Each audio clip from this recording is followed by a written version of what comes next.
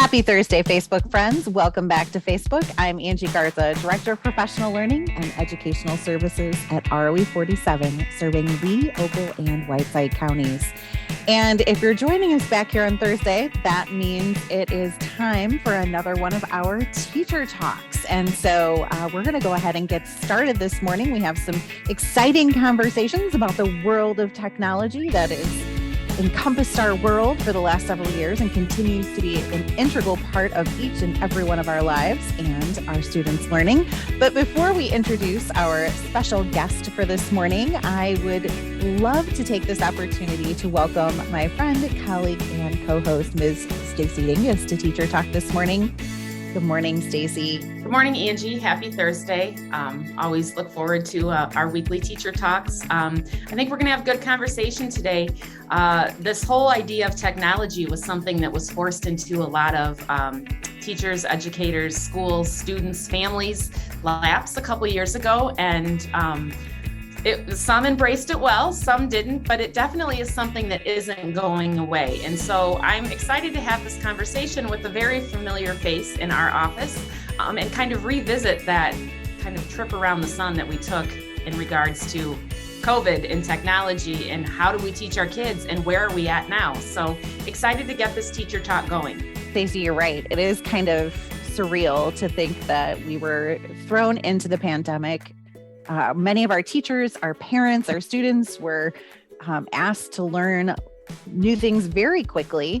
And now as we move into a more endemic phase of our pandemic and we try to return to some sense of normalcy, we have to ask ourselves what's changed, what's different, what has staying power, and what does the future hold? And so I don't have all things crystal ball, but I do know somebody who does. And so that's why we are so happy this morning to welcome our friend and coworker right down the hallway at our office, Mr. Ben Sondergraff, who is one of the technology gurus at the LTC. So good morning, Ben. Thanks so much for being here this morning with us on Teacher Talk. Thanks, Angie and Stacy. It's great to be back for my second appearance on Teacher Talk. So glad to be a repeat guest. Reoccurring guest is one of my favorite podcasts to always say. They call them reoccurring guests. So happy to be a reoccurring guest. And I'm the only one actually in the office since you guys get to record from home. And then I'm the one that's in ROE 47 right now with my door shut and, trying to ignore all the banter that's going out in the hallway at the moment, at all times, which is why you guys can't record here and where you guys operate out of. So, yeah, happy to be here with you guys. Well, thanks so much for coming back. Reoccurring guest, I see this as kind of like a Saturday Night Live thing. And so if you get to 7 times or whatever, you get the jacket and, that'd be great. Yeah, I'd like a jacket, a shirt, something. A coffee mug would be awesome, like reoccurring Teacher Talk guests. I think that'd be great. All little milestones to achieve. These are great ideas and we will hook you up for sure. Okay. But Good. You know what, Ben, we so appreciate you always taking the time for us. And I know our teachers appreciate all of the hard work that you have done with them and for them over the last couple of years through your role at the LTC. So as we kind of get started this morning, can you remind, I think most everybody in our 3 county areas knows who you are and what you do, and that you've probably been in their classrooms helping them with technology at some point. But for some of our viewers who might not know you, can you take a minute just to kind of introduce yourself and kind of re-explain what your role at the LTC is and we're throwing acronyms around. What is the LTC? Well, it's Illinois, so we have acronyms for everything. So, I am, we'll do some more. So I'm the lead RETC for the LTC, which is Regional Education Technology Coordinator for the Learning Technology Center of Illinois. And it's funny you say that, Angie, about people knowing who I am in and out of their classrooms at the Special Education Summit that you guys hosted on Friday. It was neat somebody was like, I've attended a lot of your stuff through Zoom, but I've never actually seen you in person. And I was like, oh yeah, hi, here I am. I'm a real human, it's not just this box that you watch me through. So it's been fun the last couple of, this year really to get back to seeing people in the flesh and doing stuff in person, which has been nice. So the LTC, the Learning Technology Center of Illinois, we're a state board of education program. that provides services and supports for all thing educational technology across the state of Illinois. So if it has to do with technology, we help and support, and that's my job as a regional coordinator, is to provide professional development, but also like host meetings and connect people with different issues and find solutions if they're needed for folks in all things ed tech. So that's what I get to do. Ben, I had mentioned earlier in the introduction of this teacher talk that this whole idea of technology was kind of placed in our laps a couple of years ago due to COVID. Some teachers, well, really, schools were all over the board on where they were with technology in their school, in their classrooms, how families were using it. And then COVID happened. And then all of a sudden it was like, interact with your kids through a screen. And again, teachers found themselves all over the board on that. Some adjusted, some didn't. It worked well for some students. It didn't work so well for other students. And dang, did we sure learn a lot through all of that. Can you speak a little bit about, how technology has kind of changed now that we're in, like Angie referenced earlier, this endemic stage? Where are we at with technology in the classroom as a means for students to learn? Yeah, so it's super interesting because the funding that came through with like the CARES Act and all that post the shutdown in 2020, which is crazy that we're coming up on nearly 2.5 years, almost 3 years from that time. It flooded devices into classrooms and technology. So at the start, everybody was kind of scrambling, like, hey, we don't have stuff, we have stuff. Hey, you have a computer at home? Do you not have a computer at home? Do you have Wi-Fi at home? Do you have internet even at home? Do you have to be on mom and dad's cell phone to access stuff? And the biggest change I think that's come from that is the introduction of like basically everybody's one-to-one now, or at least has access to devices like immediately if they want it. Whether that's at home or just in carts at the school. That staying power is there because it's like everybody now has the ability for the most part. There's still some pockets where we see where schools don't have Chromebooks or iPads or something, but for the most part, everybody's got access to tech. And the point we're seeing now that's kind of hard is like the staying power of like increasing the use of it and like continuing to use it and not being like, oh, we don't have it anymore. So, or we don't have remote learning. So like, we don't need to use these tools anymore. It's like, you should still, because it's really, really important. Like we just having this conversation with one of my coworkers yesterday, we were sharing back and forth, like some different technology that was new out there. I can't even remember what it was now. And he's like, imagine being somebody who's like a tech denier. Like your kids are just entering this world that like, if they don't know how to navigate computer systems, like they are so far behind everybody else. Because if you're in the working world, you would just have to reflect on your own journey and being like, how important is it that you have to navigate computer systems? So it's not so much like, hey, we have to know how to use Google Docs or have to know how to use Microsoft Word. Like, I'm so tired of that argument of like, oh, the business world uses Microsoft. That doesn't matter to a kindergartner because a kindergartner is going to, who knows, like they could use Office, they could use Google, they could use something brand new in 20 years when they get out of college. So it's all about navigating systems and like keeping that at front of mind and letting kids know how to navigate these computers and computer systems and the internet safely is the biggest thing. So, I think our staying power is like the tech is there. We need to keep using it. We need to keep using it for good. We need to keep teaching kids how to properly use the tools and the technology moving forward. So it's like, hey, oh, math was better. Calculus is easier on paper and pencil. Totally. Like, yeah. That makes tons of sense. Don't try to force a round peg that is like Chromebooks into a square hole that's like doing differentiation in calculus or something like that. Like it ain't gonna work. So use paper. Like that's totally cool. However, like show how people in math jobs are using technology, right? Like it's not going anywhere. So that's kind of some of the stuff that I'm seeing is like we have to keep encouraging the momentum and like keep using it. Don't get burned out on it. Teach these kids because it's only benefiting them for the future. Giving me post-traumatic right?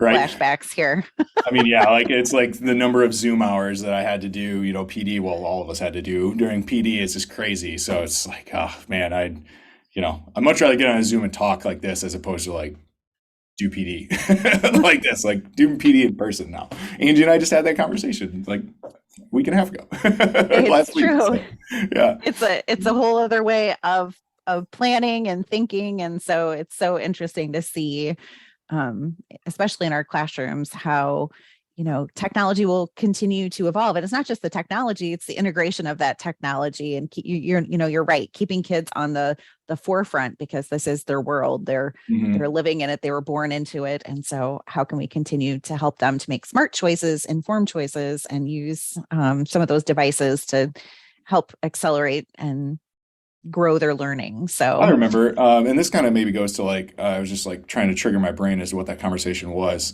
This kind of goes to I think another question since you guys prepped me ahead of time that's future, but I'll rewind it back to this one. It was a drones thing. So spoiler alert, we're probably going to talk about that in a little bit. But DJI, which is like the best drone company, just released a new Mavic 3 enterprise drone. And Stacy, your husband, would probably be interested in this. And I should maybe talk to Nick about this because they have a 3T one, which they call, and it's a thermal imaging camera that they're marketing towards fire departments. And the fire drone that's on scene with the firefighters can have a split screen between what the live shot is and the thermal image of like the structure that's on fire, and can relay that data like in real time to the fire command that's on scene to tell them where to send the firefighters. And so like I sent that and my coworkers like, imagine not believing that like technology is needed in every job.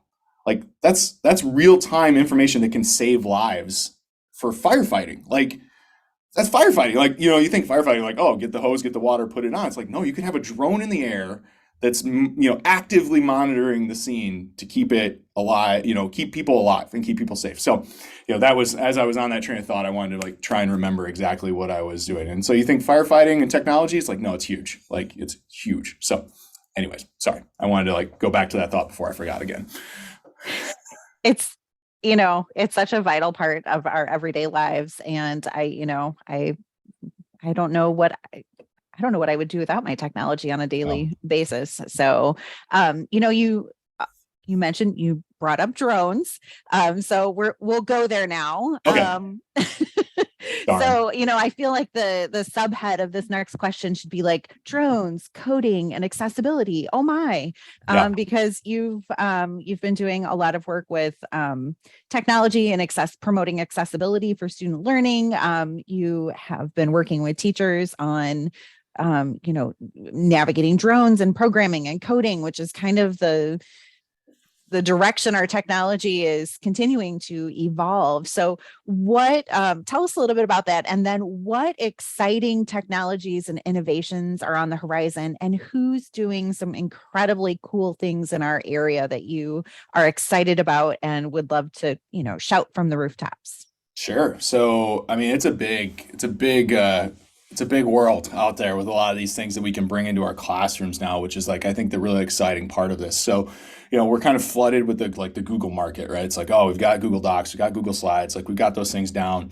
And kids have those things down too. So like, we can help, promote those. But like when we're looking at like new and emerging tech, like a couple of things we're looking at, like I'm passionate about drones and their place in the world. So like I just made a reference to how they can be used for firefighting and search and rescue with thermal imaging cameras, but also like drone photography. Like that's my passion is filming video and shooting photos from drones.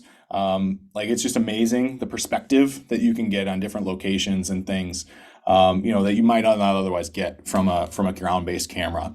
And so giving like just bringing a drone into the classroom can bring some of those like different perspectives to your students too of what places look like and how they do it, but also the industry part of that. So when we're talking about real world skills, like that's what education should be about, like giving people the skills that they need to perform in jobs and stuff that they can do afterwards.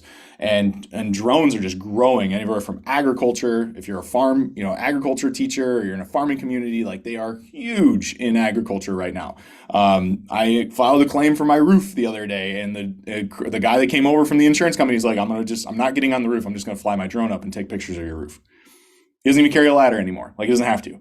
So, it's just, they're tremendously growing. So like giving kids those real world skills, and that goes into like the coding thing and the coding question of why are we doing this with students? Well, like your kids can graduate high school, get a certificate online in programming and coding and start making like probably $100,000 a year, like right off the bat.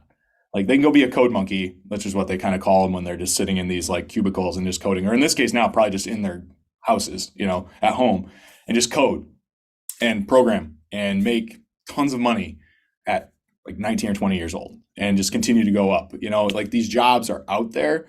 They're relevant. They're needed. We go into the computer science world, and that's more like not just coding, but that's also cybersecurity, data protection. These things that we can introduce students to that maybe they otherwise didn't know existed. So there's these conversations about getting kids introduced to the trades, which is super important because we need more carpenters and plumbers and electricians. But we also need kids introduced to the trades of technology, of cybersecurity and programming and, these other industries, IT, network and infrastructure. Like there's good paying jobs there that actually only need a certificate from like MIT and Morrison, right? So, you can get these really nice jobs from going to technical institutes to get these techs, and we can give our kids this exposure, like, flying just a simple little Tello drone that teachers got at our workshop that we did last week. This thing's not very big. It's the size of my hand, but it allows the students to learn flight. It allows the students to learn how to code because you can code this thing and make it fly, which then gives them an introduction to like autonomous flight, and who knows where they want to go from there. So there's a lot of these things going on in the world that we can bring to our classrooms that just get kids exposed to other things that are out there and get them excited about stuff. So when you ask about like where's some cool things that are going on, I know Erie's got some really neat stuff going on. Jenna Copeland at Erie is doing some really great stuff with her STEM area. And actually Sherry Melton's like doing some really good stuff. She's starting to get her STEM area off the ground. Fulton's doing some stuff with drones. Dixon's starting a drone program. They have a new tech zone that we just visited last Friday at our RE47 tech meeting that was really cool. And I'm leaving out like lots of other awesome educators in our area, but there's some really neat stuff going on in just our little RE47 region, of the state. So lots of ways we want to get kids that's not just like, hey, open up your Chromebook and type in a Google Doc. Getting them exposed to these things that are real world skills is super important, I think, from my perspective. And super future focused. I love that. This idea of like, as we continue to look towards each new day, how can we get our kids prepared for those opportunities out there? I love the shout outs to some of our local schools who are embracing this and really, figuring out how they can understand it and deliver it to their students. So that's awesome. Speaking of future focused, we have a technology summit that is on the horizon, scheduled for January of 2023.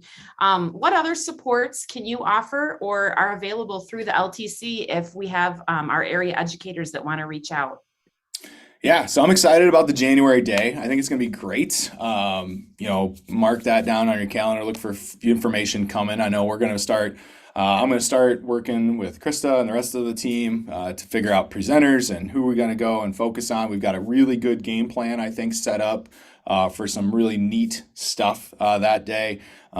Thinking back, just like one of the things that we want to do at the Tech Education Summit is we want to look at an innovation station rotation in the afternoon, looking forward at some of that stuff. So we're hopefully going to have the afternoon after lunch set up in the East Mall with these different stations that you can go around and explore some of these new technologies that are out there. So like I'll have one for drones. We'll have one set up for 3D printing. We'll have one set up for lots of other things. We don't have quite the full scope of that situated yet, but like robotics will be there. Coding will certainly be a part of that. And how you can bring these little bits and pieces into your classroom. So really excited about that day. So stay tuned for some more info coming from that. And that's kind of what we do with the LTC. We've got a lot of statewide events, some virtual, some in person. If you go to ltcillinois.org and you can find a list of all of our stuff statewide that we do, webinars weekly. If you're a tech director, we do a Be Connected series every Wednesday at 1:00. And then we provide, this month we're focusing on cybersecurity because it's Cybersecurity Awareness Month. So we're really heavy on making sure school districts are safe and that you're safe as a teacher and protecting your information, because that's huge. LA School District, Los Angeles School District just got hit with a ransomware attack, and they believe they stole like 50 terabytes worth of information from them and then wanted an ungodly amount of money to give it back. And they said nope. And so they released, like the hackers released a ton of information about students and faculty and employees, just put it out on the dark web for anybody and everybody to take. So cybersecurity is a huge deal. And we're there to support all of that, everything from helping you guys navigate your cybersecurity world to learning how to open up a Chromebook and type in a Google Doc. Because sometimes, I say like, hey, we need to move forward, but like there's a lot of first year teachers that have never done that with kids too. So, we can't forget those. So like, Angie started off with like probably seen me before, but there's a lot of first year teachers that maybe don't know who I am, and that's cool. I'm here to help them too. So no question is too big or too small for us. Okay. So Ben, you mentioned all these wonderful things and you mentioned the LTC website, but if I want to get a hold of you, or if in general, I want to stay plugged in as a teacher or an administrator, I want to stay in touch with the heartbeat of what's going on with tech and tech integration, what do I do? Tell me what my first steps are. It's good. So I would say there's a few things. So you can reach out to me and I'm happy to point you in any direction you need. That's my email's on our website, but it's also just bsongrath@ltcillinois.org.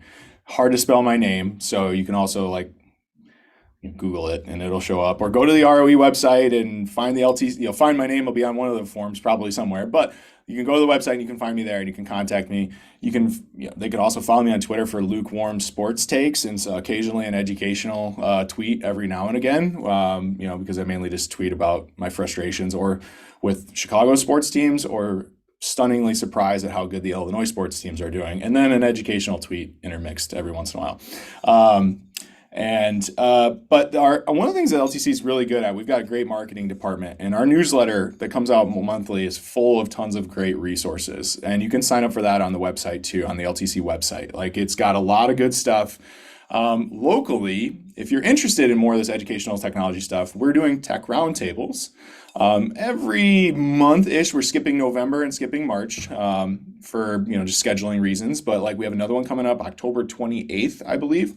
That'll be at the ROE. It's free. Come hang out for an hour, 2 hours, and we'll talk educational technology. And it's a very open conversation about anything and everything you have a question about. And then I try to provide a lot of supports and resources. And we welcome anybody to those: tech directors, principals, teachers, if you wanted to come and do that. So that's a really good spot to come for a couple hours on a Friday afternoon and network with other educators and around technology. So yeah, those are some of the spots that you can kind of get a lot of stuff. I would also look for the Google for Education newsletter as a bigger picture one. They send out great stuff, every month or so. It's usually about every month on things. And then one other thing, we have an LTC community. I would be remiss to not forget to plug that. The community has over 2,000 members in it, I think, right now, and you can sign up for sub-communities based off of topics that you're interested in. So you can sign up for a Google community, a Microsoft community, an IT community, a teacher community. I think we have just one for instructional technology. So lots of good stuff there. People bouncing ideas off constantly. Hey, what do I need? Where can I find this resource? It's a true community, a place to go where if you have a question, ask it, and other people in the community will respond to it. So we're trying to grow that. So that's good. You can sign up for that at the LTC's website too. So I'm glad that was a really good one for networking. We have a whole statewide community of people. That's really fun to watch. It's been growing too, which is good. So yeah, those are some of the channels. That is incredible. My takeaway from that is we are staying connected on technology, through technology, right. As well as all of these wonderful services that you provide through the LTC. So we are, as always, deeply appreciative of all of your knowledge and expertise and willingness to help and collaborate, not only with us in our wonderful office location, but also across our 3 county areas, and connecting our wonderful teachers even statewide with some really valuable resources and tools and strategies. So thank you so much for all that you do and all of your time this morning. We deeply appreciate it. Thank you so much, Ben. Happy it worked out. Happy one of my meetings got canceled. So I had, when you called and said, hey, can you do this at 9 a.m.? I was ready to go. I had nothing else to do except talk tech with you guys. What could be a better spend of of my morning than this right here. I can't think of anything. So I'm happy to be on with you guys this morning. Well, thank you again. We appreciate it. And hey, now you've got me thinking, we need to honor our reoccurring guests. So, Stacy is going to love to hear that we might get some Teacher Talk mugs or other merchandise out of our conversation this morning. As the YouTubers say, you got to get that merch. You got to sling the merch. Teacher Talk merch. It could go like wildfire. Who knows? It could. So you are absolutely correct. So Facebook viewers, if you would like some Teacher Talk merch, give us your feedback in our post. Stacy will also be including all of Ben's contact information and some upcoming dates for our opportunities to stay connected about technology, and through those really important relationships that we have in our 3 county communities. So I think that wraps us up for this edition of Teacher Talk, brought to you by technology. So have a wonderful rest of your Thursday, Facebook friends, and even better Friday. Colorful, relaxing, sunshine-filled fall weekend, and we will see you right back here next Thursday for another edition of Teacher Talk.